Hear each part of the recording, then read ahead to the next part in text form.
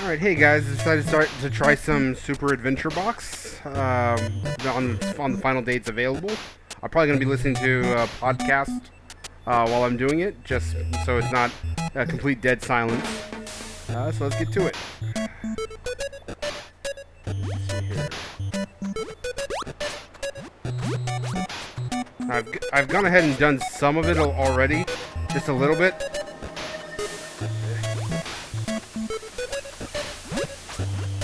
There. Enter story mode. Alright.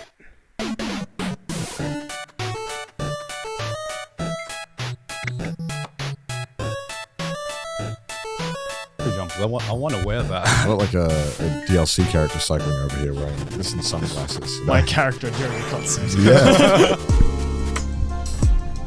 Hello and welcome to another episode of Trash Taste. I'm your host for today, Garn. Joining me once again are the boys. Hello. Saw, dude. How are you guys doing today?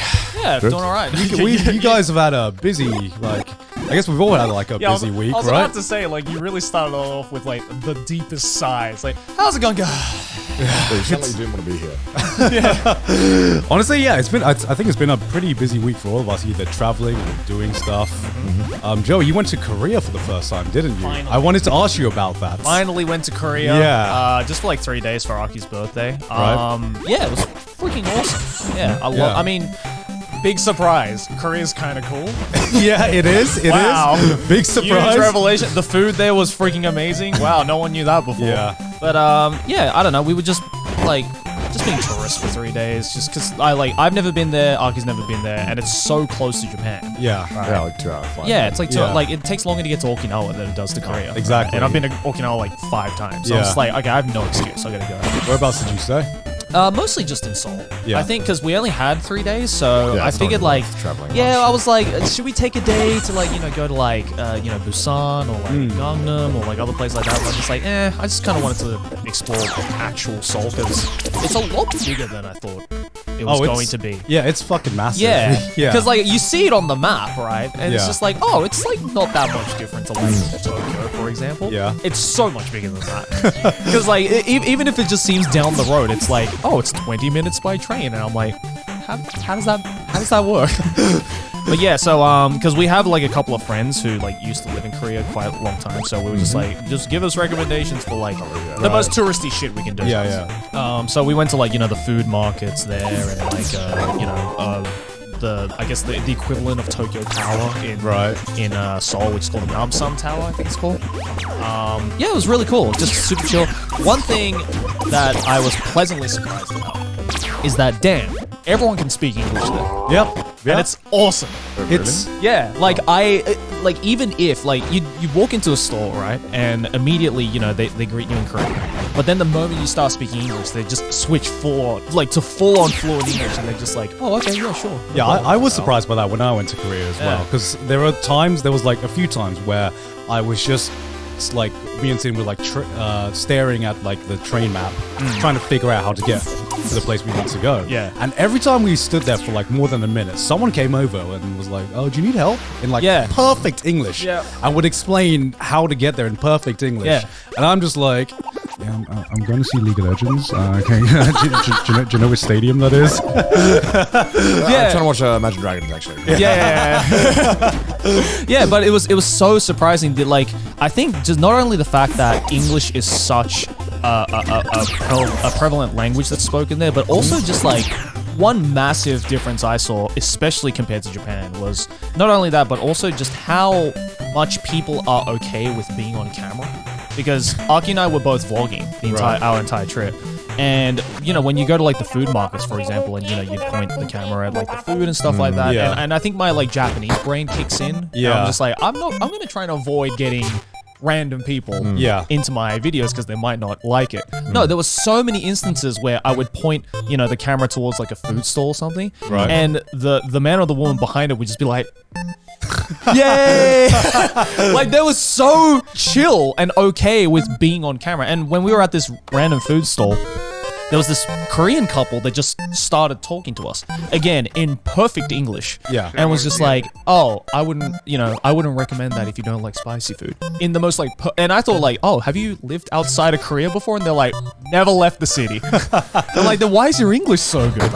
And it's Yeah. just, I got a glimpse of what Japan might be if English was as commonly used as it was in Korea. Right. Because immediately, as a tourist, I felt so much more comfortable, like just kind of talking to people, and like I wasn't as. I mean, no, obviously, I was trying to also practice my horrible Korean as well. Yeah. But at the same time, if it failed, then there was always that fail safe of they can speak moderately You have a decent. safety net. Yeah, they have a safety net, which I feel a lot of people who come to Japan as a tourist, unfortunately, don't really get. Yeah.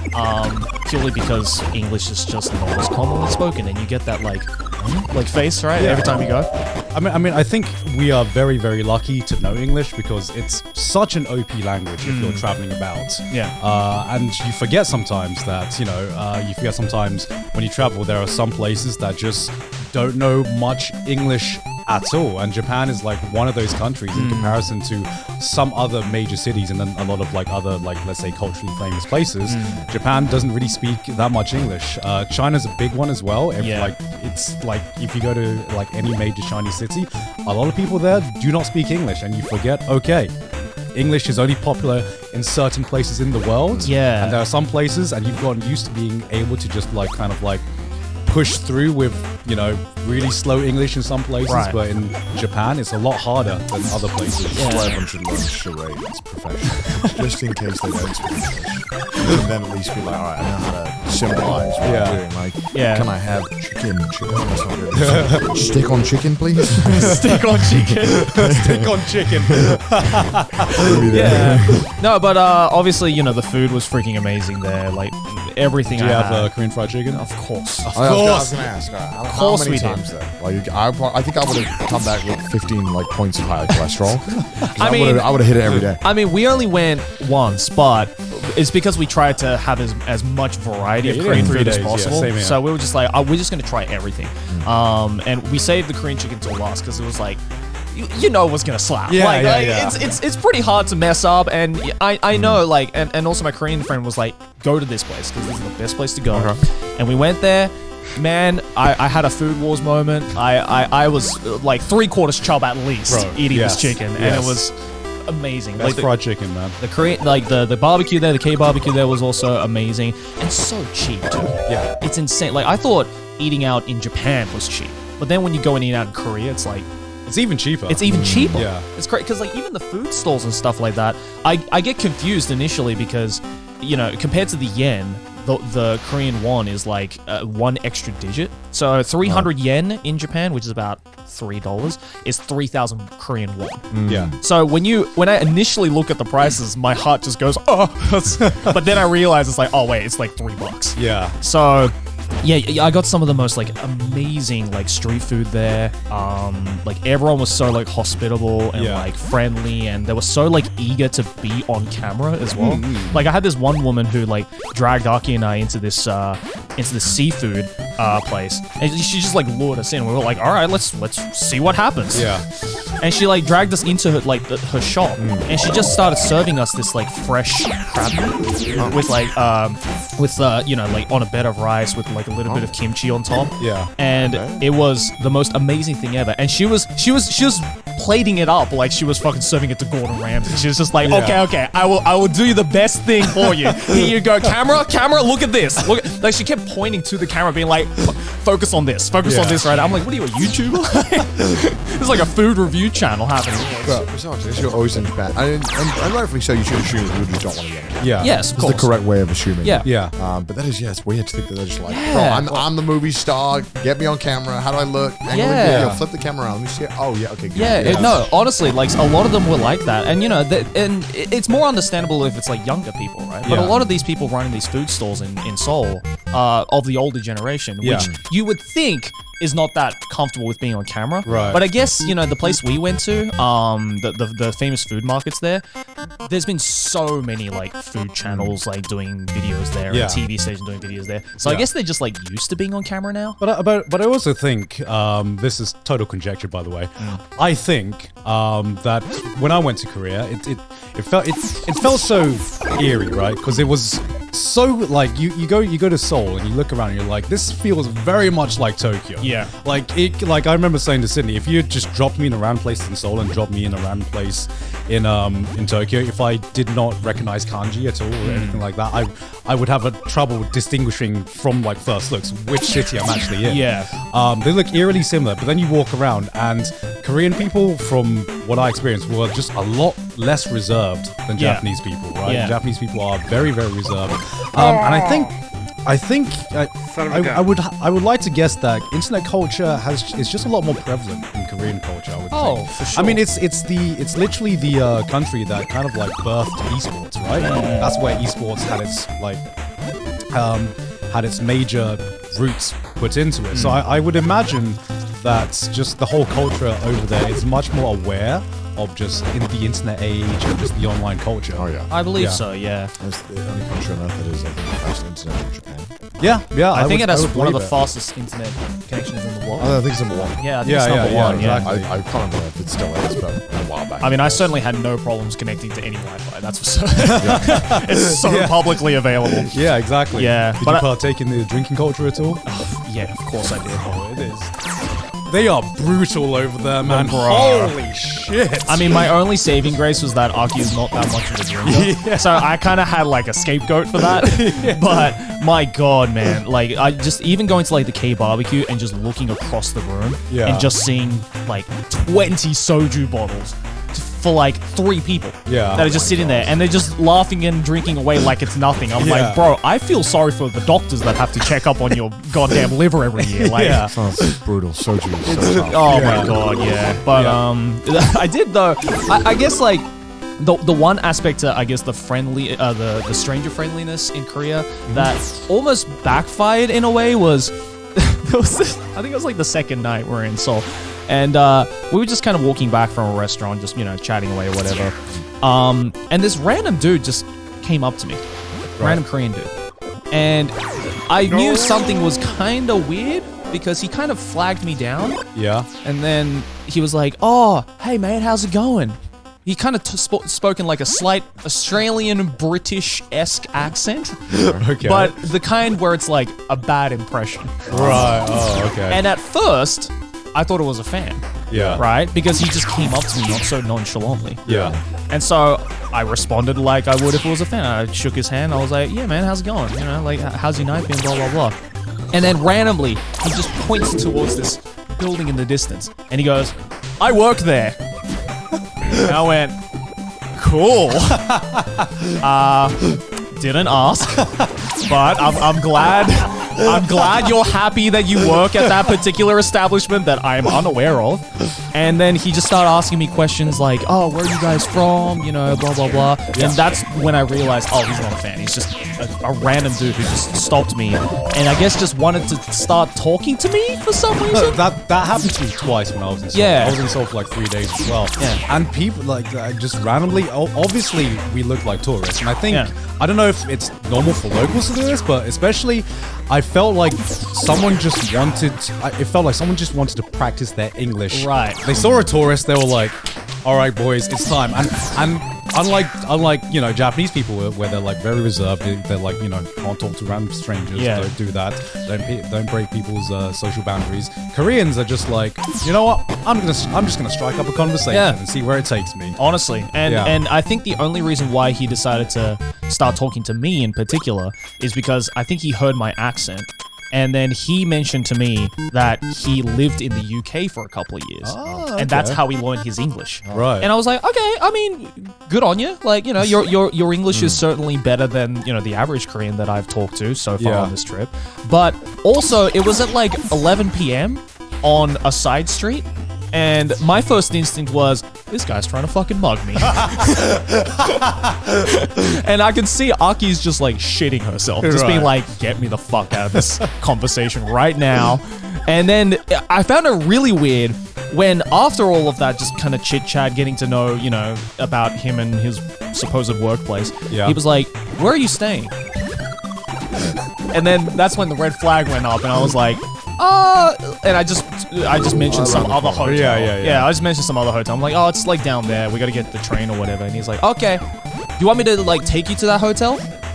And I was like, that's a no from me, dog. I know my way. We've been here for a couple of days. It's all good. And so I started to get really, really worried. Yeah. Luckily, he like left me alone after that. And he was just like, okay, have a good night, mate. And I was like, too friendly. Yeah, okay, that didn't happen to me. Yeah, I was like, yeah, you too, man. And I just fucking bolted across the road. I'm like, please don't follow us. But yeah, that was it was scary, but also I don't know. It was a little bit endearing, right? Because that is a situation that you will almost never encounter in Japan. Right. Especially if the Japanese person is striking up the conversation. Yeah, that would never happen. That would never happen. Absolutely here, no way. Especially in Tokyo. So, yeah. I was going to say, it's happened a few times outside of Tokyo, not in Tokyo. No. Yeah. It's happened to me in like Osaka and stuff, right? Where the stranger friendliness is a little bit better, but never in Tokyo. Yeah, going to Osaka. This is a random question, which I noticed because I also just recently went to on Konozawa V trip, which was major success. Congratulations, bro! Congratulations. Thank you.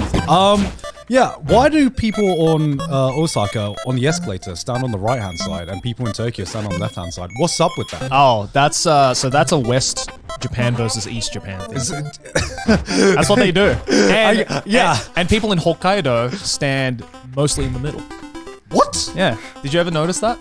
Do they really? Yeah. I feel like they don't. That's like a thing that they do. Who decided this? I'm real. I don't think I've been on an escalator in Hokkaido. Wow, that's an achievement. I don't think I have.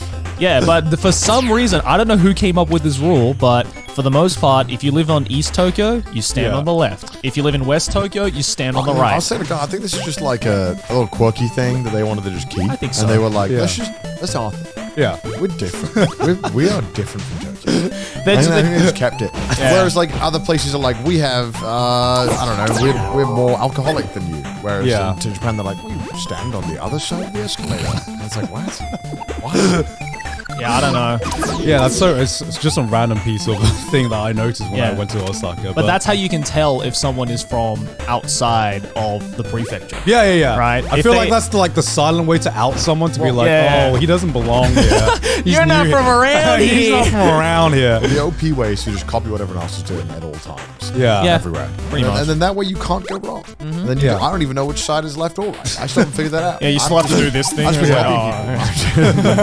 don't even know what side of the road they drive on. I just follow the other cars. Like, I don't know. Did you notice in Seoul, for you, when you went out late at night, were there just a lot more drunk people on the streets than you would expect in Tokyo? Really? Holy shit, every corner I walked around, it was like Shibuya meltdown, but like every corner. It shocked me so much. Not only that, but it was Shibuya meltdown at like 8 p.m. Yeah, right? And it's like we're walking to the restaurant, and I just see a dude asleep in the hedges on the side of the road. I'm like, homeless or just very, very drunk at an 8 p.m. on a Friday? Yeah. I was going to say, was it a weekday or just So the first day we got there was a weekday. Oh. Yeah. But even still, it's like, even on a weekend, I'm like, damn, these boys going hard. Yeah. Like, it's not even that late, and you're already like this? Yeah.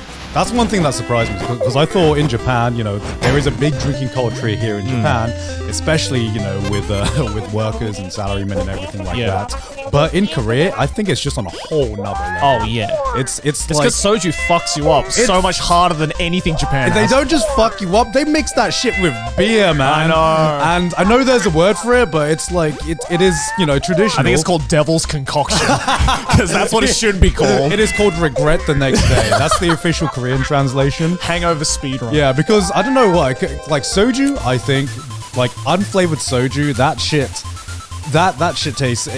It's like so turpentine, dude. Holy shit. It's horrible. It is. I cannot handle that. It tastes too strong for me. For some reason, most of the time you mix some kind of spirit with a beer, tastes worse, right? For some reason, soju and beer, I don't know how they had this magical concoction that it's the perfect spirit to have with beer, but also it's the most dangerous one because mixing any spirit with beer is just like a roadway to I love beer, so regret. it hurts hearing that they mix it. I know they mix it, and I've tried it, the soju with beer, but I don't like it. You don't like it? No, I like my beer being beer. I'm kind of indifferent to it. Yeah? Maybe just because I'm a soju hater, but What's anything with soju, I'm like, nah. What's like the go-to beer? Because you know how Japan has Asahi and Yeah. terrible beers. I can't remember. There is there is a one local Korean beer. local Korean It's like the goat beer. Yeah. What's the goat?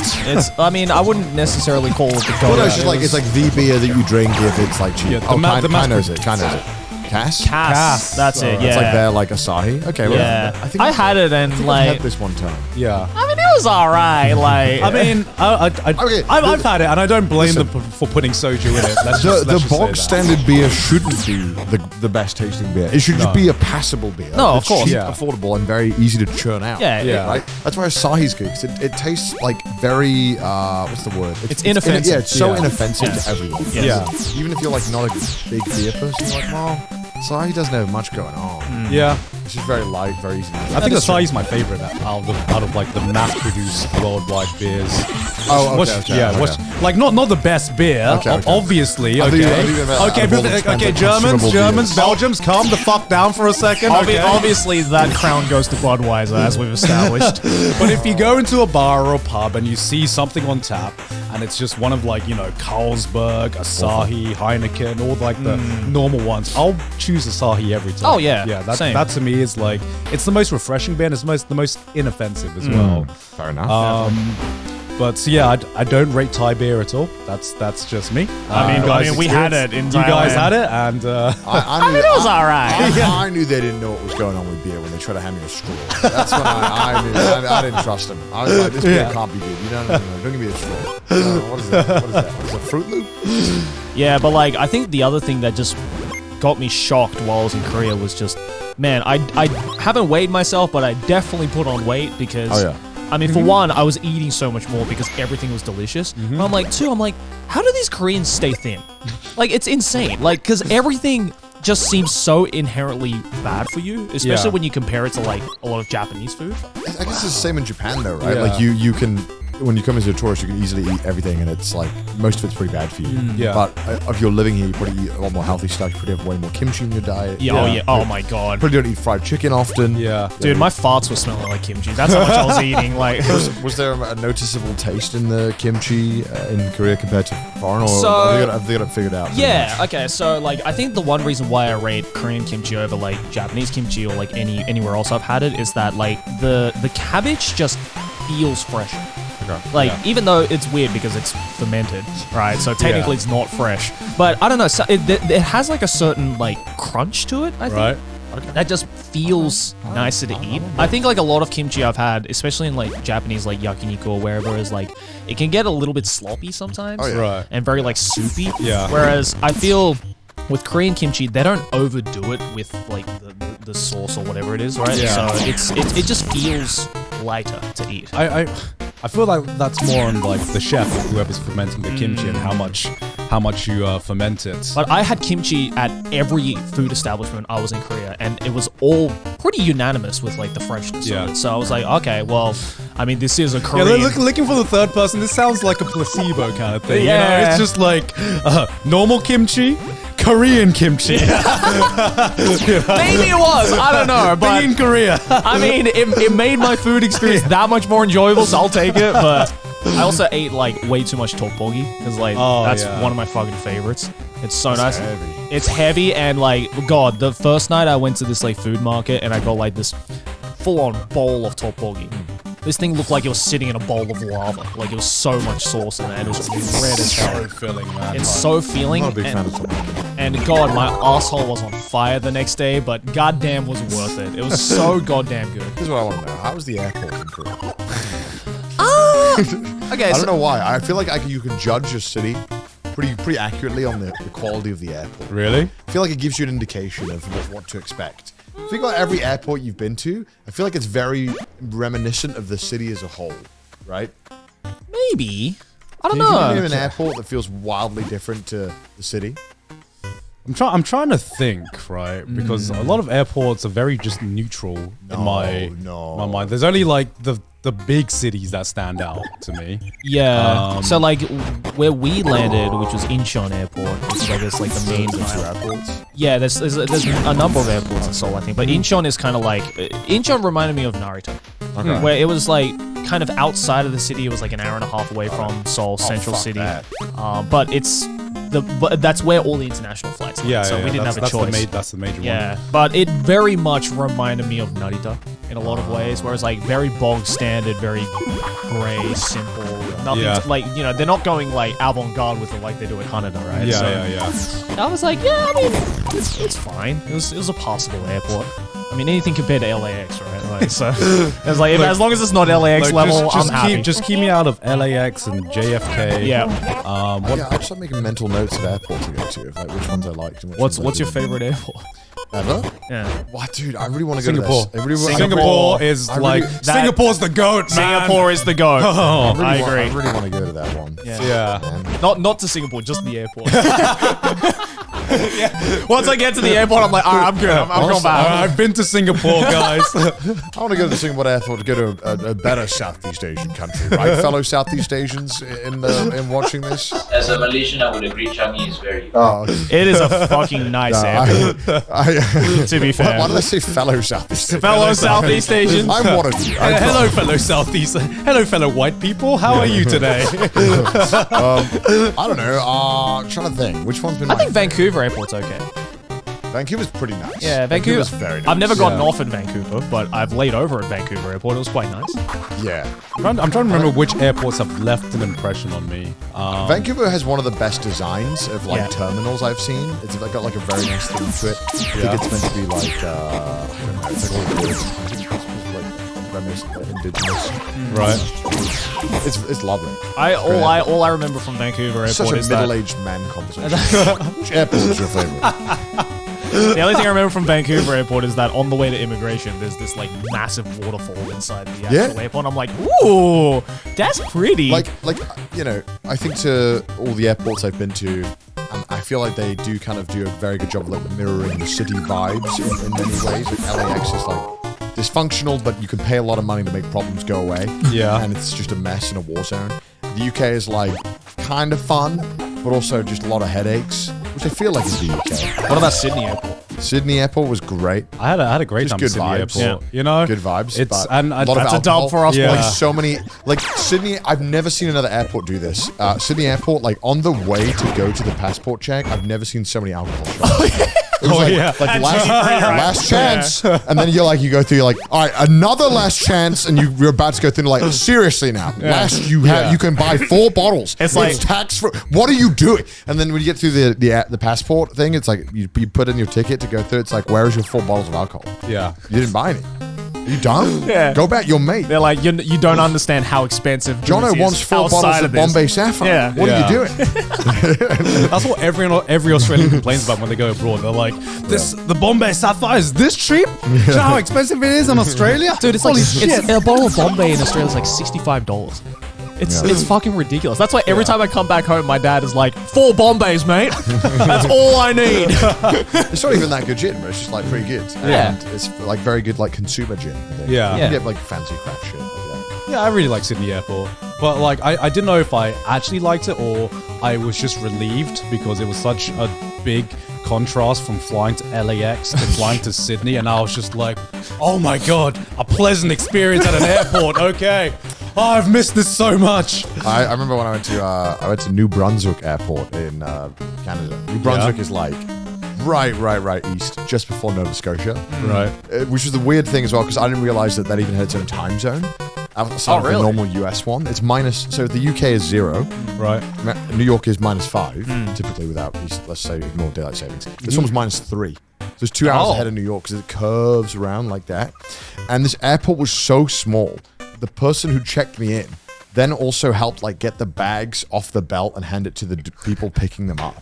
Like I checked in and then I put my bags on and then I saw the same person go back and start helping like move the bags around. I was like, I had the exact same. What the fuck? I had the exact same experience when I flew to Yakushima for a Yeah. video, and I was like, because the plane itself could fit maybe like 20 people in it. Oh, It was wow. a tiny fucking biplane. Yeah. And we landed, and as we were coming down, I saw this fucking crap shack, and I'm like, that's the airport? It's like, I've seen apartments bigger than this. Yeah, the thing that sucks about getting 2 hours early but for your flight for that is that you get there 2 hours early and you literally have nothing. There's nothing to do. They don't have anything. You go inside and there's just like a bench. That's it. Yeah, literally. And it was freezing cold because it was in like Canada. It was winter. I remember one of the weirdest airports I've been to was back when I was a teenager. A popular holiday spot for, you know, young teenage Brits is Kavos, which is like one of the exactly. Where is that?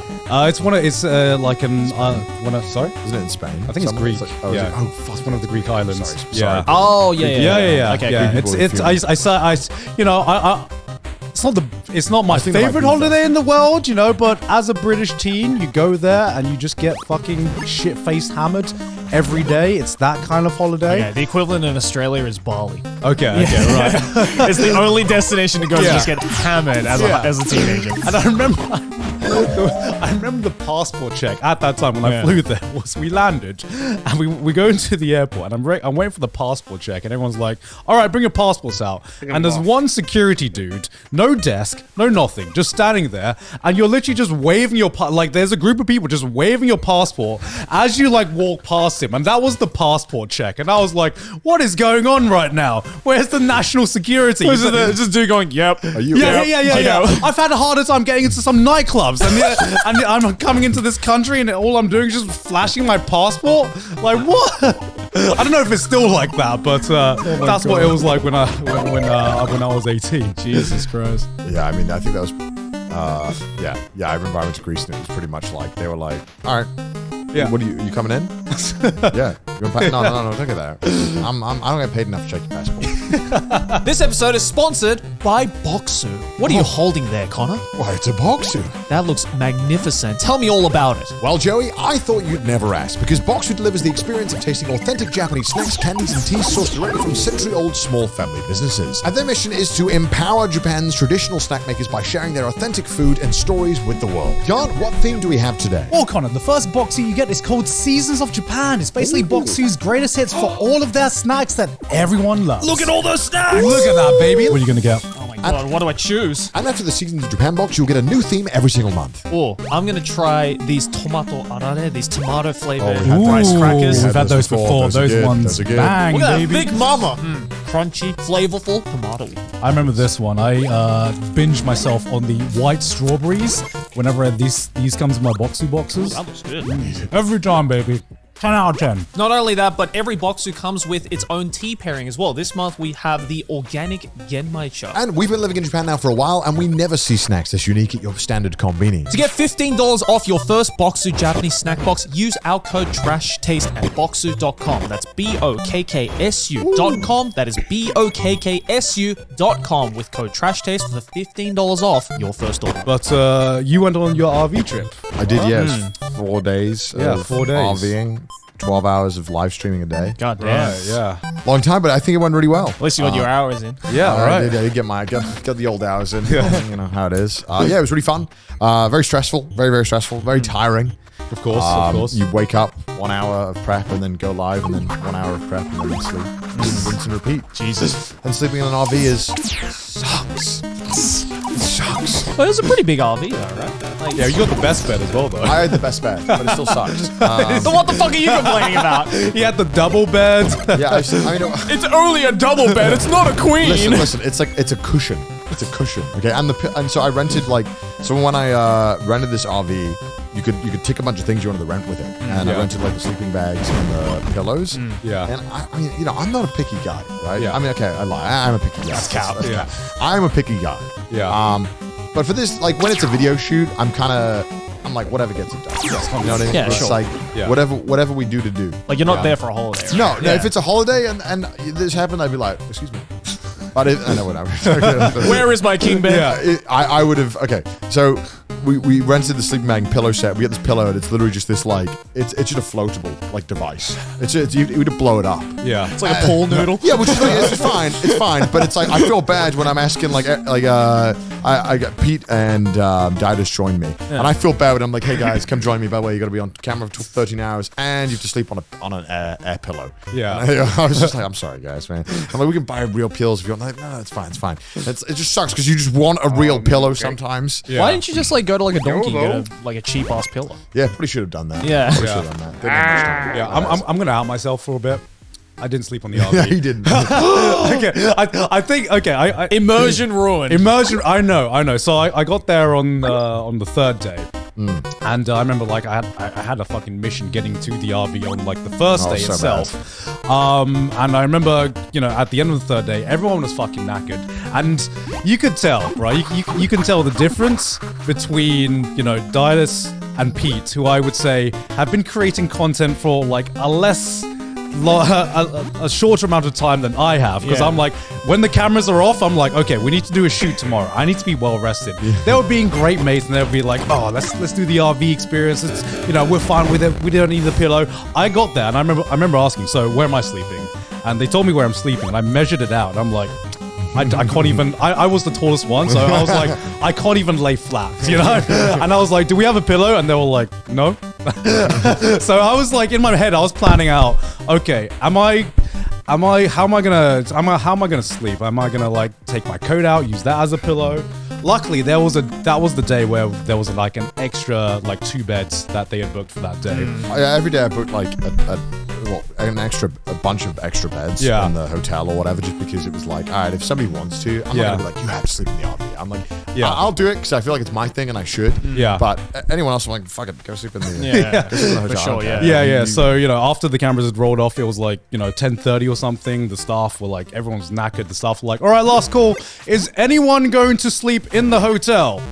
This is your last chance. And I turn over to like Pete and Didas. I was like, are you gonna take the bed? And they were like, nah, man, we gotta stay here. Pete, you taking the bed? Nah, I gotta stay here, man. I'm like, I'll be honest, guys, I kinda wanna sleep in a bed tonight, and we're on camera tomorrow for like 13 hours, so I'm gonna take the bed, man.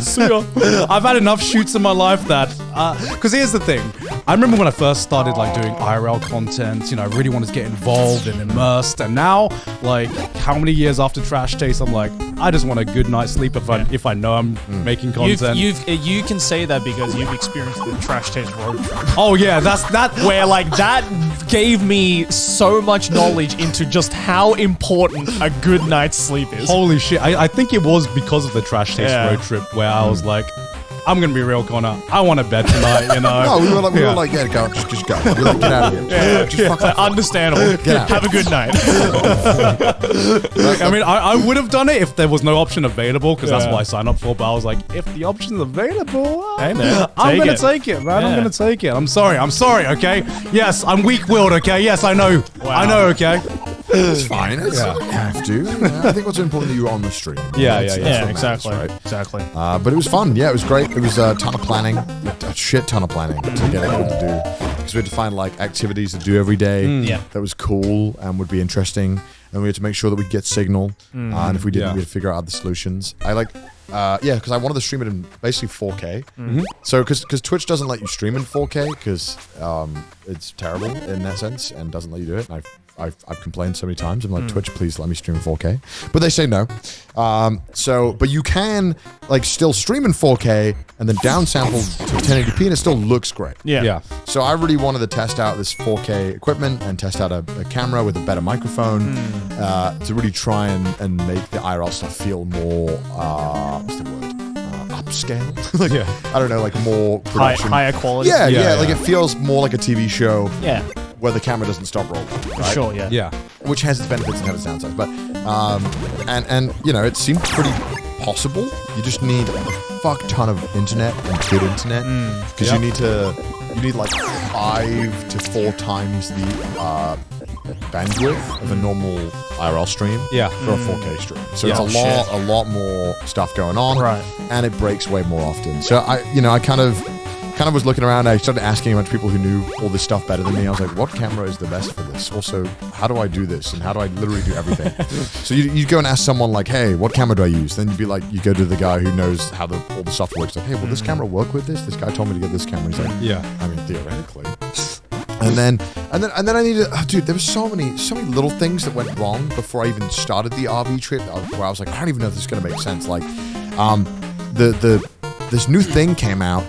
Basically, like, all streamers have like 2 ways of broadcasting. There's these 2 like boxes. There's like a cheaper, more custom one that's harder to use. But the benefit is that you don't have to pay like a monthly subscription. And the one that most people use is this one that you can pay a monthly subscription for. Yeah. And it's a bit more expensive and has less kind of customization. And that company that did that one brought out a bigger one that could do 4K. So I was like, oh, let's do it. Yeah. And then it turned out like to get it to work, you need to do a bunch of weird stuff that was like, what? And then you have to connect 2 modems to one USB thing.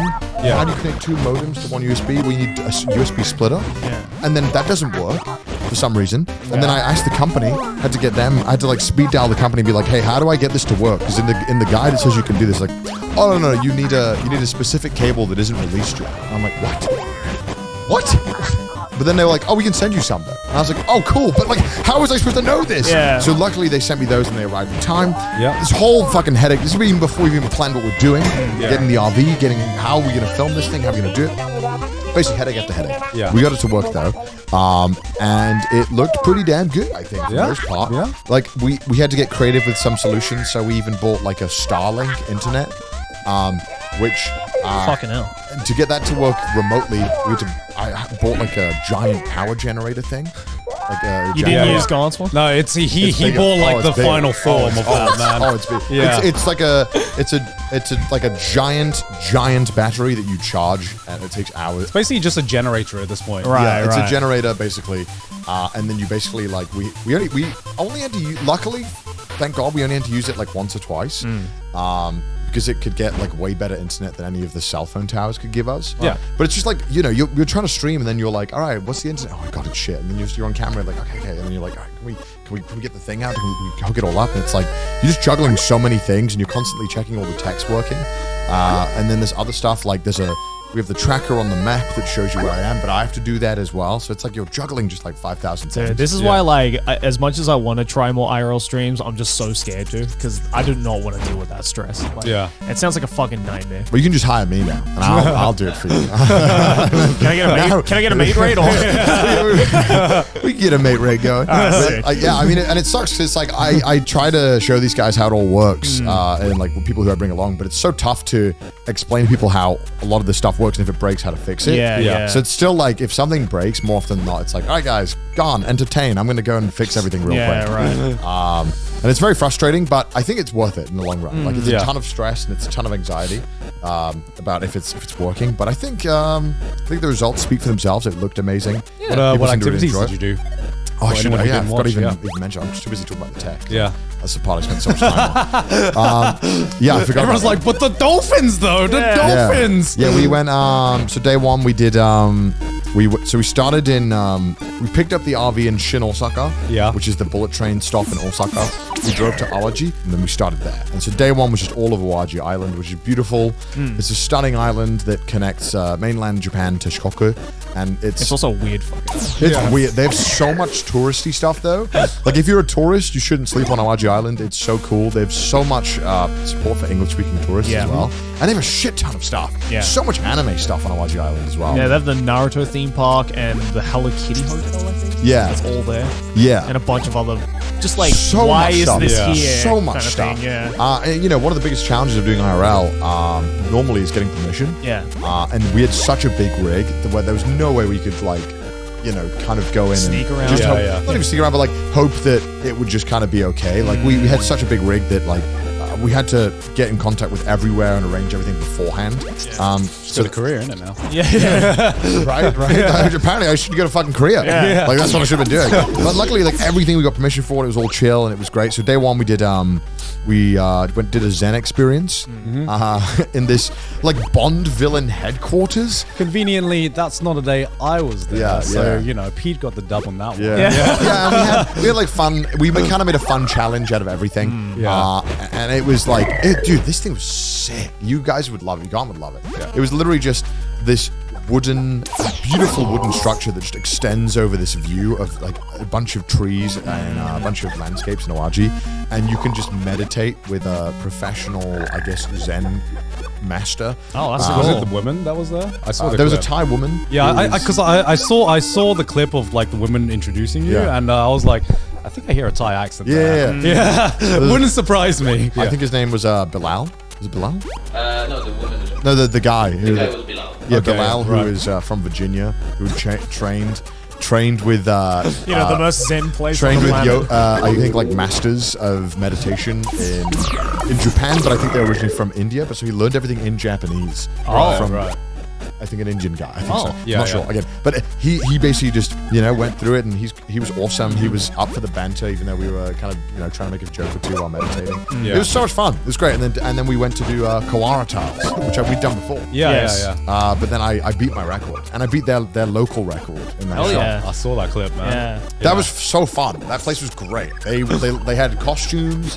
It was literally like this like John Wick, or kind of, it was so reminiscent of like martial arts fight scenes. The bottom floor of this building, it was Yeah. literally just a factory. But it looked like a set piece of like an old boy or something. Yeah. yeah, like a factory, because it didn't look like a real factory. It looked like a factory in a movie. Yeah. And then just above this factory was a Kawara experience where you go and smash them. Hell yeah. And I managed to break 34 tiles. Hey. Which is fucking insane. Didn't think I could do it. And then just, I was like, oh wow. Did you like kind of build yourself up to that? Yeah, we did 20, and we'd been there for about 2 hours. I think at that point we were kind of like, all right, we should wrap it up. And I thought, just for fun, let's just go to 34, because we were going up by 5. And I was like, just add 14, because the record was 33. Right. And I was like, fuck it, I'll beat it. But obviously, I didn't think I was going to beat it, but I thought it'd be visually pretty funny for the stream. Yeah. And then Somehow it was- smashed it. Yeah, you got It it. was the Bruce Lee costume, man. That gave you the power. Yeah, it was the Bruce Lee costume. And then did it, and that was fun. And then we did like barbecuing, and then day 2 we did. We went from Awaji Island all the way over to Shikoku, the northern part, and then went to Okayama, just above Okayama, and camped there for the night. Oh, so you went through the Setonaikai like driving trail that we did the cycling special? Did you go through that side, or no? You went on the Okayama other side, so the other side. Okayama Right. And we drove past like Takamatsu and go up. Yeah, and that's where we yeah. did like dolphin training, and dolphin swimming. How was the dolphins? They're so cute. They're so cute, dude. And all the staff was so kind, and they were so nice, and and it seemed like they really were like obsessed with those dolphins. It seemed like they really loved it. Yeah. It was fun, man. Damn, dolphins are fucking crazy. Did they meet the hype? Do dolphins meet the hype? The dolphin hype? I'm still precarious about dolphins. Everything I've heard about them, but I think they we were talked to cute. Maylin one too many times. Yeah, Mary's made me scared of dolphins. They were cute though. They were cute. They're so incredibly smart, though. Like, Oh yeah. and Oh, it yeah. shows. Oh, yeah. Yeah. Yeah, I'm pretty sure they were smarter than me. When I was there, I was like, It's not a high bar. I had to set the bar very Monkey high. versus dolphin, right? But they were cute and very impressive, very intelligent creatures. Yeah, and it was nice. And the that whole area What did was they really feel cool. like? Because I've Like rubber. They look like they're made of rubber. Yeah, they like rubber. They feel like rubber. Honestly, like smooth rubber. I don't know how to describe it. It's like very odd. Yeah, because Like a wet rubber. Yeah, and that was so cool to stream because the clips of it look awesome. Like the quality of it, considering we're just on a pier in the ocean. yeah. We're pretty like far out from the coast. Yeah. And it's really just cool. Like it looks awesome. Yeah. And again, I just, my whole thing is that like, originally for me, this whole, which sounds so weird to say, like this whole RVs trip was kind of like a test in my mind to see if this could work. And now that I see that it went really well, I kind of want to try and do it again, make it bigger, and see how I can improve it. Yeah. Make it more easy on everyone involved as well. So Yeah. it's not exhausted all the time. But yeah, the dolphin thing was great that day. and they taught us about dolphins. They gave us a little quiz about how to. What did you learn? How to tell between a male and a female dolphin. Didn't know that. Oh, okay. Didn't know that. So the one that has the massive cock is the male. They have more lines, I guess, or spaces where maybe baby dolphins would come out of, and they would do the deeds. Right. That's the difference. I Yeah. found out. They told us not to put trash in the ocean. Been doing that anyway. We've been on a good run with that. Yeah. And then we went to this open air theater near the dolphin place. And this open air theater is sick. As in like a drive-in theater or something? What's the official? What's the actual name? Amphitheater? Amphitheater. Yeah. Oh, okay. It's like, and if you, it's like this stunning theater, and it's behind it is the ocean. Oh, wow. And then if you stand in this one specific spot, your voice like completely resonates so loudly that it's like a megaphone, but you're just talking. But only in this one specific spot. You have to stand there. If you move one step and then you sound normal, and you step in this exact spot, and it's like boom. It's like just gets like absolutely like it's insane. Physics. Yeah. It's like what the fuck? How do they do that? I know it's physics, but like it was so impressive just the volume difference. Yeah. It just blew my mind. We had a little talent show there. Went really well. Pete won the talent show because of course he did. 'Cause he's so talented. Of course he did. That doesn't surprise Literally me. the most Yeah. entertaining dude I know. Yeah, And then exactly. we had a barbecue while it was snowing in the middle of that's nowhere, cool. where Garnt eventually came and joined us Yeah. at like 1 a.m. after the stream ended. Yeah. But we were in the middle of, I don't even know, we didn't even use a Starlink that night, but we had really good signal in the middle of the mountains in no city. We were like an hour away from any city. I have no idea how we had any signal. Yeah, know, one man. thing that surprised me on the road trip was you when you're constantly on the air, sometimes you go to a point, it's open road, nothing to block the signal, and it just like loses connection. Yeah. And then you go in like a mile-long tunnel, and it's just like perfect signal all the way through. And I'm like, what? It's so random. How does this work? I should know because I'm an electronic engineer, but I'm just like, how are we having signal right now? It's cell phone towers. You're Yeah. close, and also depends on which provider they are, and which sims I have. Right. But I have multiple different sims that should cover everything. But Yeah. it really depends. Certainly, Yeah. but the first day was pretty tough. I think there was Right. not a lot watching, surprisingly. And the third day we did, which Grant joined us Yes. for, we did Golf. golf. We went to a driving We went range. to a Oh, driving nice. range, and I like. This was the first time I'd been on a driving range or like picked up a golf club since I was, I think, like 18, 17. It was fun. It's so much fun. I told you. Oh, I've been God, telling you boys that we should go to golf. I missed for the it longest time. so much. I missed it so It's not until you goddamn hit the much. driving range where you're like, Yeah. why is this fun? Yeah. So yeah, we did that, and we did a competition to see who could hit it the furthest. Yeah. I won. You won. I got one very good shot. And that was it. I kept That's all you hitting need, it. man. Dude, it was so fun. I want to go driving range more. Yeah, hell yeah. And I'm then down. we did what else did we do that day? I forgot. We did sand surfing. Yeah, we went sand surfing Totori. Yeah. Oh, hell yeah. Totori. That was fun. We went back to the ghost town that is Totori. I drove past the industrial area and we're like, don't look at that, don't look at that. All right, look at the sand dunes. Yeah. Which I think looked even more like the weather conditions and Oh, just it's the better than color. we were, What looked even better than when we went there on our road trip. Also, Oh, the wow. cameras we were using for this live stream was better than the cameras we filmed the road trip on. Right. So it looks better live, which is insane. Yeah. And I also didn't know if Totori was going to have internet. Yeah. But yeah, Totori has great internet as well. Yeah. So fun fact, there you go. How does that Yeah. work? I don't know. So we were it looks insane on the stream. We're just in the middle of a desert streaming. Yeah. It's just like what the fuck? And then we're going down these hills and it looks Yeah. dude, it looks so underwhelming on camera, but it was kind of scary going down these because you're going pretty fast in sand. I mean, I didn't fall, so I can't Yeah. comment, Oh, it but probably hurts way more. I imagine than you fell on your wrist, right? I fell on my wrist once. Okay, so I'll say it right now. Sand surfing. It's kind of meh. It was kind of meh. It was kind of a meh Really? experience. Yeah, because you just go down and you can't do hills that are super crazy because I guess if you get too fast, Yeah. falling would be pretty dangerous. And you can't Yeah. turn either. We weren't given any instructions. So how I described it, sand surfing was basically felt like a tutorial level for snowboarding, because I remember with bigger consequences. yeah, basically you fall, it hurts a little bit more, but essentially you go up to the hill. And I remember we had an instructor there and I was preparing myself for the instructions to start. And the instructions were, so don't fall. Yeah, that's literally That it. was like, don't try to turn. You're just going straight. Just don't fall. And that was the instructions. And he was like, okay, go.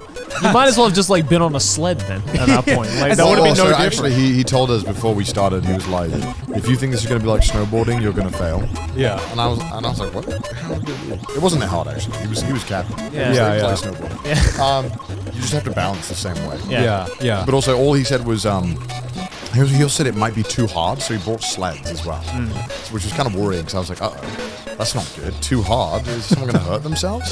So he just gave us a helmet. He said, bend your knees and then just go. That was all. Yep. Wow, what great instructions. He pushed us, yeah. Yeah, and then he goes, oh, by the way, 10-year-olds can do this. So, like, rub it in. What an asshole. Yeah, but they were all really nice. Yeah, they were really nice. But yeah, I mean, it was kind of, it was like I said, it was kind of like snowboarding, except you couldn't do anything but go straight. So essentially, you just kind of had to learn how to balance going down a hill pretty fast. And I'd forgotten, like, it's been a while since I last snowboarded, and I'd forgotten basically everything I got told when I first started snowboarding. Yeah. I remember going snowboarding for the first time with the boys, and the first thing they told me was, when you fall, don't put your hands out. Yep. You gotta put your hands in. And for some reason, my mind was just like, sand's different. Sand's totally I'll different. go straight through it. Yeah. Sand is totally different than snow. I don't have to worry about sand. Yeah. And the first time I fell, I put my hand out, and it wasn't even like that big of a fall. I was going nowhere near as fast as I was going when I was like snowboarding, but I just had like a little bit, and my wrist hit my wrist, and I had that immediate moment where I was like, oh, that felt bad. That felt bad. I was like, okay, it's not broken. I might have sprained it. Luckily, I didn't sprain it, but had a big wake up call very, very fast. Oh, yeah. Falling on sand surfing, the fall, it might not be as hard as snowboarding, but the fall definitely hurts more. And luckily, I wasn't the one who ate the most shit. Probably Didus did. Oh my god, I felt so bad. Yeah. Didus, Well, I think I'm going to call it for this stream. Thanks for watching.